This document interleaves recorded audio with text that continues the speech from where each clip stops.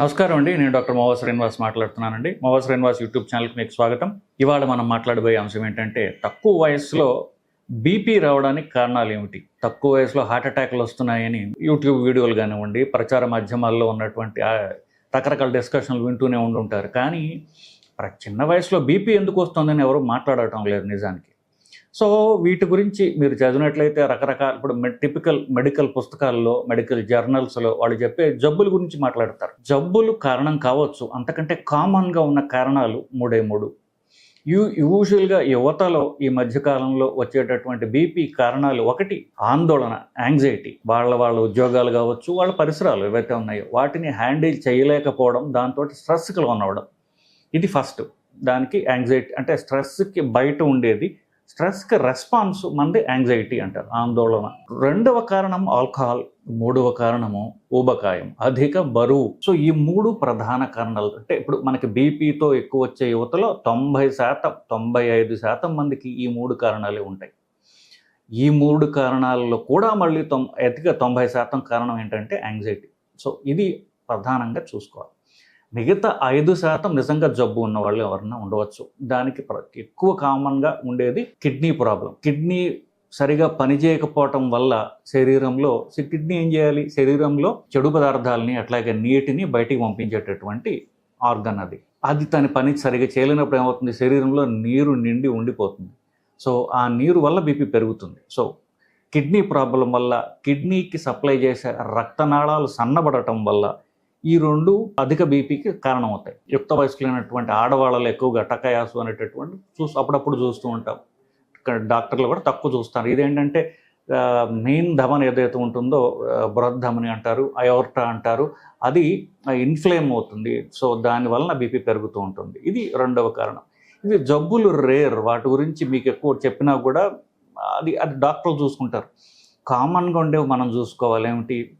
నేను చెప్పినట్టుగా మొదటిది ఆందోళన, రెండవది ఆల్కహాల్, మూడవది ఊబకాయం, ఎక్కువ బరువుగా ఉండడం. ఈ మూడు కారణాలు ప్రధానంగా ఇవి. వచ్చిన వాళ్ళు ఏమంటారంటే, సార్ ఏదో వారానికి ఒక్కసారి తీసుకుంటాను నేను ఆల్కహాల్ అని చెప్పచ్చు.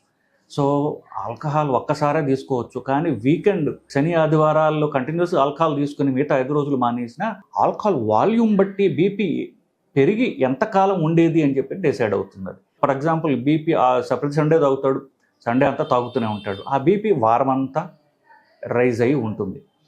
అట్లాగే బరువు ఎక్కువ ఉన్న వాళ్ళకి శరీరంలో ఆ బరువు ఫ్యాట్ వల్ల ఇన్ఫ్లమేషన్ వచ్చి బీపీ పెరిగి అది ఆఫ్కోర్స్ నిరంతరంగా ఉంటుంది. బరువు తగ్గిపోతే అది రివర్స్ అవుతుంది. సో రివర్సబుల్ కాజెస్లో కూడా ఈ మూడే వస్తాయి.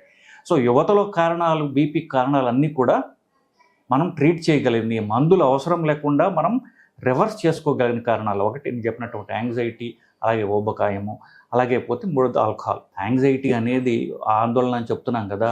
ఇప్పుడు ఆందోళనకి నేను ధ్యానం చేసుకుంటా, లేకపోతే ప్రాణాయామం చేస్తా, ఇట్లాంటివి యాంగ్జైటీ ఉన్నప్పుడు కామ్గా ఉండు, కాస్త కామ్ డౌన్ అవ్వు అంటే వాళ్ళకి ఇరిటేషన్ వస్తుంది. వాళ్ళు చేసుకోలేకే కదా వాళ్ళకి యాంగ్జైటీ వచ్చింది. సో ఇనీషియల్గా ఎవరికైతే ఆందోళనగా ఉండడం, అది ఎలా తెలుస్తుంది? కొంతమందికి ఆందోళన కూడా తెలియదు. వాళ్ళకి బీపీతో పాటుగా హార్ట్ రేట్ కూడా ఎక్కువ ఉంటుంది, పల్స్ చూసుకుంటే అది కూడా ఎక్కువ ఉంటుంది. బీపీ ఎక్కువ ఉండి పల్సు ఎక్కువ ఉందంటే వాళ్ళకి యూజువల్గా ఆందోళన ఉంది అని అనుకోవాలి.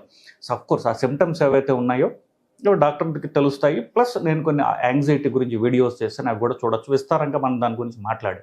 అప్పుడు జస్ట్ యాంగ్జైటీకి మీరు ట్రీట్మెంట్ తీసుకోవాలి.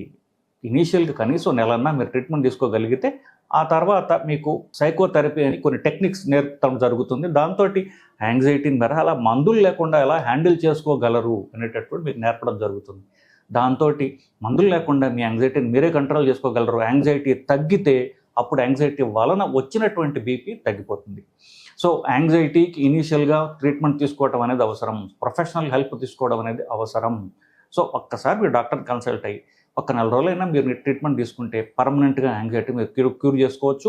యాంగ్జైటీ ట్రీట్మెంట్ ఒక్క నెలే, కానీ యాంగ్జైటీ అని తెలుసుకోకుండా బీపీకి మందులు ఇచ్చారనుకోండి, అది జీవితాంతం మీరు సంవత్సరాల తరబడి మందులు వాడిన నాకు తెలుసు.